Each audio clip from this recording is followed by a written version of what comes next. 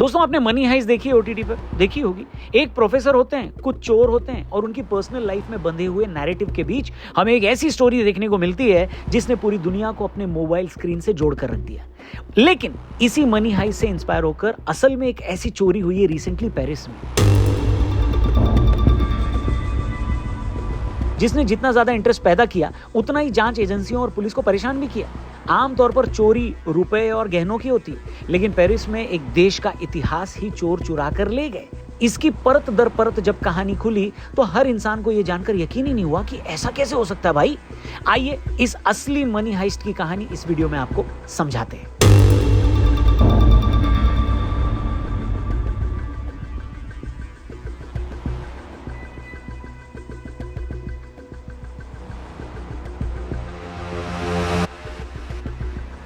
Paris, जिसे दुनिया के लोग सिटी ऑफ लाइट्स के नाम से भी जानते हैं, वहां सिर्फ एक चोरी ने दुनिया भर की सिक्योरिटी एजेंसीज को अपने प्रोटोकॉल्स को दोबारा से बदलने पर मजबूर कर दिया।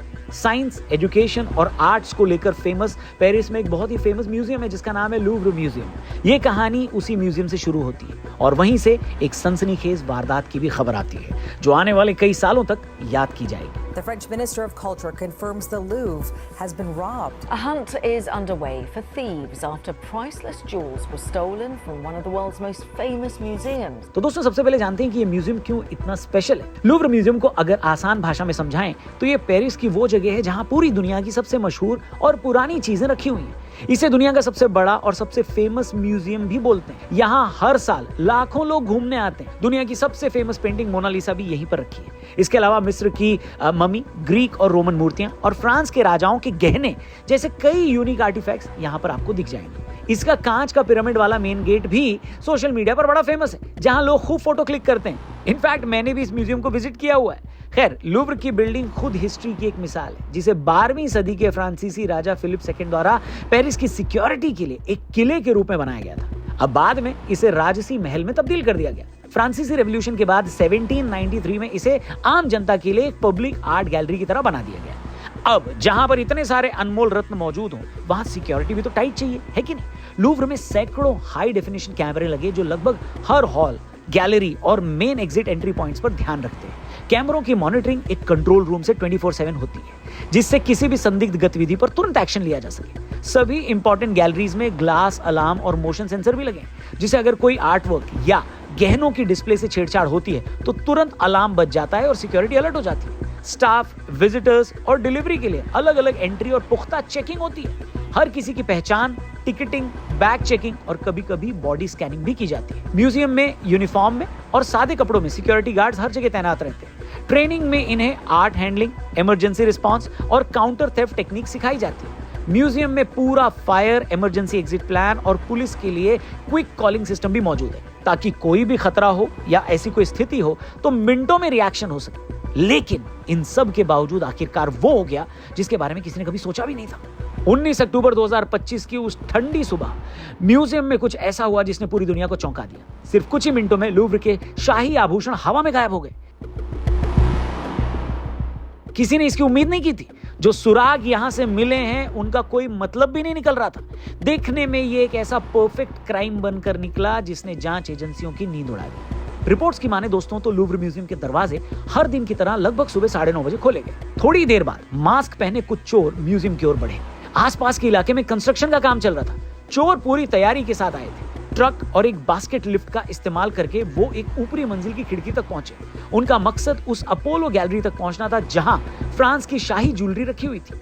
चोरों ने कुछ ही देर में पावर टूल्स का इस्तेमाल किया और खिड़की के कांच तोड़ दिए। सिक्योरिटी कैमरा की फुटेज में साफ दिखा कि उन्होंने ये काम करते हुए पूरा पेशेंस और कंट्रोल रखा है। चोरों ने बिना कोई आवाज किए कुछ ही मिनटों में उन गहनों को चुरा लिया। ध्यान देने वाली बात यह है दोस्तों कि इस चोरी में किसी गार्ड पर हमला नहीं हुआ और कोई भी टूरिस्ट घायल नहीं हुआ। ये चोरी इतनी सफाई से की गई थी कि प्रोफेशनल चोरों के समाज में इन चोरों को अवार्ड दिया जाएगा। मतलब कुछ ही मिनटों में हुई इस चोरी के दौरान किसी को रिएक्शन देने का मौका ही नहीं मिला। चोर सीधे उन 2 कांच के केस तक पहुंचे जिनमें फ्रांस के सबसे ऐतिहासिक रत्न और मुकुट थे जो कभी शाही परिवार ने पहने थे। चोरों ने जो लिया वो केवल खजाना नहीं था दोस्तों, बल्कि उस शहर का इतिहास था। जब शीशे के वो केस टूटे तो सदियों की शाही विरासत भी गायब हो गई। कुल मिलाकर 8 अनमोल टुकड़े चोरी हो गए। सम्राटों, रानियों और महारानियों द्वारा पहनी गई वो ज्वेलरी जो अनमोल थी, अब उन चोरों के हाथ में थी।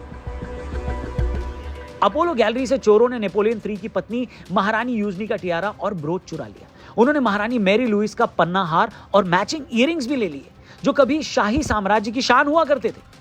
उन्होंने रानी मैरी एमिली और रानी हॉर्टेंस का नीलम टियारा, हार और एक इयररिंग भी चुरा लिए, जिसके बाद उन्होंने एक रिकवरी ब्रोच भी चुरा लिया। ये सारे गहने उस हिस्ट्री को अपने साथ लेकर चल रहे थे जिसे देखने के लिए दुनिया भर के लोग यहां आते थे। इन सभी टुकड़ों पर हजारों हीरे और बाकी प्रेशियस स्टोन्स जड़े थे। जब तक अलार्म बजता उससे पहले ही चोर बाहर निकल चुके थे। वे उसी टूटी खिड़की से चढ़कर निकल गए जहां से वो आए थे। रिपोर्ट्स की माने तो म्यूजियम के नीचे 2 चालू मोटरसाइकिल उनका इंतजार कर रही थी। कुछ ही सेकंड्स में वो पेरिस की संकरी सड़कों में घुस गए और ट्रैफिक में गायब हो गए। देखने में वो ठीक वैसा ही था जैसे धूम सीरीज की कोई फिल्म चल रही हो। लेकिन हर चोर दोस्तों कोई ना कोई गलती जरूर करता है। भागते हुए इन लोगों ने भी अपने पीछे एक सुराग छोड़ दिया। म्यूजियम की दीवारों के पास पुलिस ने एक टूटा हुआ मुकुट पाया। वो महारानी यूजनी का मुकुट था। लाखों डॉलर का खजाना अब सड़क पर बिखरा हुआ था। लेकिन उसी के साथ वो पोटेंशियल फिंगरप्रिंट्स भी बिखरे हुए थे, जिसे पुलिस जांच में लिया गया। उधर म्यूजियम के अंदर अफरा तफरी फैल गई। कुछ मिनट पहले ही टूरिस्ट इस म्यूजियम के हॉल्स में घूम रहे थे और तस्वीरें ले रहे थे। उन सभी टूरिस्ट के चेहरे पर एक डर था। मार्बल के कमरे अलार्म से बज रहे थे और वर्कर सबको बाहर निकालने के लिए चिल्ला रहे थे। भीड़ को म्यूजियम से जल्दी निकाला गया और बाकी लोगों की तरह ये लोग भी कंफ्यूज थे। वो अपने फोन में सब कुछ रिकॉर्ड कर रहे थे। कई लोग समझ नहीं पाए कि उन्होंने अपनी आंखों के सामने हिस्ट्री की सबसे बड़ी डकैती देख ली। लूव्र, जो खुद फ्रांस का सिंबल है, उसके दिल पर एक गहरी चोट लग गई थी। सबका यही सवाल था कि लूव्र को कोई कैसे लूट सकता है। म्यूजियम में सैकड़ों कैमरे, गार्ड्स और अलार्म होते हैं। इनको चकमा देकर म्यूजियम में जाना नामुमकिन माना जाता है। अब इसके बाद भी चोरों ने एक कमजोर जगह कैसे खोज ली, जो म्यूजियम के बाहर की दीवार के साथ एक मेंटेनेंस एरिया था। मामले की जांच कर रहे ऑफिशियल्स अब ये मानते हैं कि चोरों की टीम ने हफ्तों तक म्यूजियम को स्टडी किया, रेकी की, गार्ड्स की रूटीन और टाइमिंग्स को रिकॉर्ड किया। पूरी तरह सही समय पर उन्होंने हमला किया। जैसे ही म्यूजियम खुला तब सब गार्ड्स फैल गए। म्यूजियम का स्टाफ पहले ही चेतावनी दे चुका था कि गार्ड्स कम हैं और सुरक्षा सिस्टम पुराने। चोरों को भी ये बात पता थी। इस साल की शुरुआत में ही म्यूजियम ने उनके अपग्रेड के लिए मदद मांगी थी।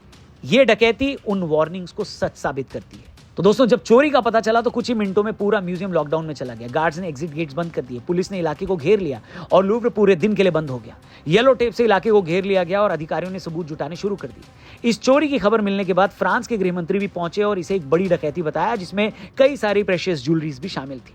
जांचकर्ताओं का मानना है कि 3 या 4 लोग इस डकैती में शामिल थे, जो ट्रक का इस्तेमाल करके अंदर घुसे और शक की सुई किसी एक ऐसे इंसान पर जाकर रुकी है जो म्यूजियम के अंदर ही मौजूद था। म्यूजियम के अंदर एक्सपर्ट्स ने गोल्डन गैलरी का हर कोना खोजा। उन्होंने हर शीशे का टुकड़ा और हर निशान इकट्ठा किया। क्रेन को जांच के लिए ले जाया गया। कैमरा फुटेज घंटों तक कई बार खंगाला गया। कामगारों ने गिनती शुरू की कि क्या चीजें गायब हैं। स्टाफ ने बताया कि चोर कंस्ट्रक्शन वर्कर्स की तरह कपड़े पहने थे। पीले जैकेट्स, हार्ड हैट्स और दस्ताने पहने हुए वो अंदर घुसे ताकि वो असली कामगारों से मिल जाएं और अपनी चोरी को अंजाम दे सकें। सीसीटीवी फुटेज ने इसके प्रूफ दिए, जहां 2 लोग लिफ्ट पर गए जबकि नीचे 2 स्कूटर पर बैठे थे। 4 लोगों की प्लानिंग इतनी तेज, फोकस्ड और प्रिसिशन के साथ टाइम की गई थी कि इसने कई जानकारों के होश उड़ा दिए। फ्रांस के central office of the fight against trafficking in cultural goods ने इस मामले की जिम्मेदारी ली है। उन्होंने कई बड़े म्यूजियम चोरियों को सुलझाया और इंटरपोल को भी बुलाया, क्योंकि पॉसिबिलिटी है कि गहने पहले ही देश से बाहर ले जा चुके गए हों। जांच में पुलिस को घटनास्थल से कई इंपॉर्टेंट सबूत मिले हैं, जैसे कि चोरों का हेलमेट, दस्ताने, हाई विजिबिलिटी जैकेट और कई फिंगरप्रिंट्स और डीएनए सैंपल्स भी बरामद हुए, जिनका फॉरेंसिक एनालिसिस किया जा रहा है। अभी तक कोई अरेस्ट नहीं हुआ है। चोर आज भी फरार है। ऑफिशियल्स ने चोरी की चीजों की वैल्यू नहीं बताई है, बल्कि उन्हें अनमोल बोला है। बात सच भी है। किसी भी देश का इतिहास पैसों में नहीं तोला जा सकता दोस्तों। इसके बाद भी जब इसकी वैल्यू की खोज की गई तो इसकी कीमत लगभग 88 मिलियन यूरो यानी $102 मिलियन आंकी गई है। एक्सपर्ट्स का कहना है कि ये गहने कहीं भी खुलेआम नहीं बेचे जा सकते और दुनिया की हर पुलिस फोर्स पर इसकी निगरानी है। चोरी के बाद फ्रांस ने देश भर के म्यूजियम में सुरक्षा कड़ी करने का वादा किया है ताकि ऐसी घटना फिर ना हो। सदियों से लूव्र ने दुनिया की सबसे फेमस आर्ट और शाही ज्वेलरी की रक्षा की है, लेकिन विडंबना देखिए, उसी म्यूजियम से वो चीजें चोरी हो जाती। फ्रांस में पहले भी आर्टिफैक्ट्स की चोरी हुई है, लेकिन इस तरह शायद ही कभी हुई, जहां दिन के उजाले में शाही मुकुटों को निशाना बनाया गया, जब पूरा हॉल टूरिस्ट से भरा हुआ था। एक्सपर्ट्स की टीम इसे दुनिया की सबसे बड़ी चोरियों में भी गिन रही है। इसे 2019 की ड्रेडसन की ग्रीन वॉल्ट और 1990 की बॉस्टन के गार्डनर म्यूजियम में हुई चोरी से कंपेयर किया जा रहा है। वहां से चोरी हुए सामान दशकों से गायब हैं। दोस्तों, कई लोगों को डर है कि ऐसी स्थिति लूव्र के चोरी हुई गहनों के साथ भी हो सकती है। चोरी के बाद ऐसे खजाने अक्सर हमेशा के लिए गायब हो जाते हैं। अपराधी ग्रुप कभी कभी इन्हें तोड़कर रत्नों को अलग अलग बेच देते हैं और उनके इतिहास को हमेशा के लिए खत्म कर देते हैं। अगर ये गहने जल्द नहीं मिले तो डर है कि दुनिया इसे हमेशा के लिए खो देगी। लेकिन इस चोरी के बाद से ही दुनिया को भी एक सबक मिला है। हम अक्सर ये सोचते हैं कि फुल प्रूफ सिक्योरिटी और ज्यादा लोगों को रखने से इलाके की सुरक्षा व्यवस्था पुख्ता हो जाती है। लेकिन लालच एक ऐसा दीमक है जो इंसान की ईमानदारी को चाट जाता है। ये सच है कि इस म्यूजियम के मैनेजमेंट ने सिक्योरिटी को और पुख्ता न करके गलती की है, लेकिन सच ये भी है कि बिना किसी इंटरनल हेल्प के बाहर के लोग ऐसे अंदर नहीं आ सकते थे। किसी एक का लालच सदियों पुराने उस इतिहास को खत्म करने की कगार पर ले आया है, जहां कुछ पैसों के लिए वो आर्टिफैक्ट्स बेचने का खतरा हर बीतते टाइम के साथ बढ़ता जा रहा है, जो कभी फ्रांस के इतिहास का एक हिस्सा हुआ करती थी। ये चोरी कोई साधारण अपराध नहीं है, बल्कि विरासत का अपहरण है। एक ऐसी कहानी जिसे आने वाले कई वर्षों तक आर्ट्स लवर सुनेंगे और सबक भी सीखेंगे। आपको क्या लगता है, इतनी बड़ी चोरी के बाद क्या चोर पकड़े जाएंगे? कमेंट करके बताना। वीडियो पसंद आई हो तो इसे लाइक करके अपने दोस्तों से जरूर शेयर करना। चैनल को सब्सक्राइब करना। जल्दी मिलते हैं। Good bye.